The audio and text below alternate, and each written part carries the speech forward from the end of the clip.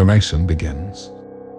Ethan loved hiking, especially through the dense, misty woods near his grandparents' old cabin.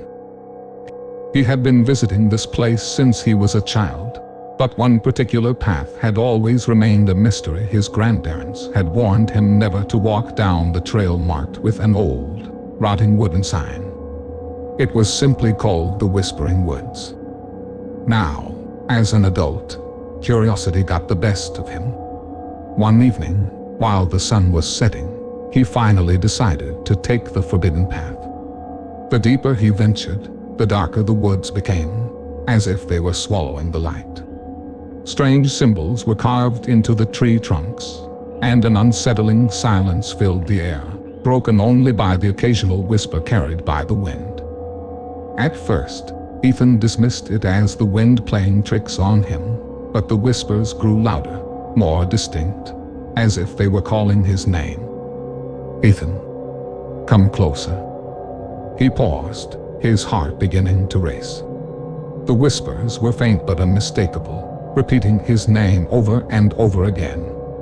Despite the fear creeping into his mind, he pushed forward, convinced that there had to be a logical explanation. But then, something caught his eye.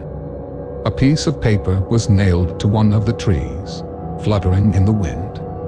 He pulled it free, and with trembling hands, he read the words scrawled across it. "You were warned. Leave now." Suddenly, he felt it a chill, like cold fingers brushing against the back of his neck. He turned around, but there was no one there. The forest had grown unnaturally quiet. He decided he'd had enough and turned to leave, but the path had vanished.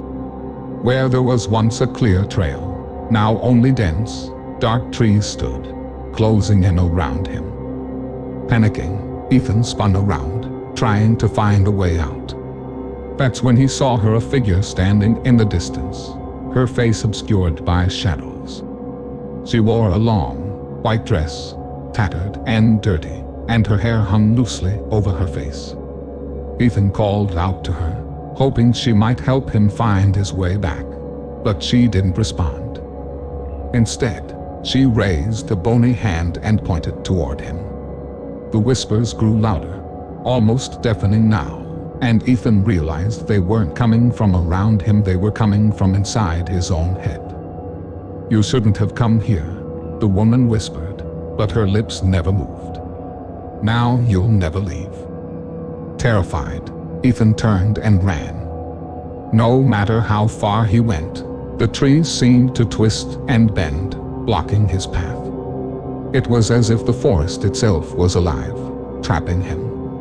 He stumbled and fell, his heart pounding, when he noticed something lying on the ground, a small, leather-bound journal. He picked it up and flipped through the pages. The entries were frantic, scribbled in a hurry. "I can hear them. They're getting louder. The whispers, they know my name. They told me not to follow the woman, but I had to know. Now I can't leave. The trees won't let me. If you're reading this, turn back now." Ethan looked up, and there she was, the woman, closer now, her eyes glowing with a pale, eerie light. He tried to scream, but no sound came out. She moved toward him, her movements unnaturally smooth, as if she was gliding across the forest floor. "You belong to the woods now," she whispered, and the last thing Ethan saw was her cold, empty eyes before everything went black. The next morning, hikers found his belongings at the entrance of the trail, but there was no sign of Ethan.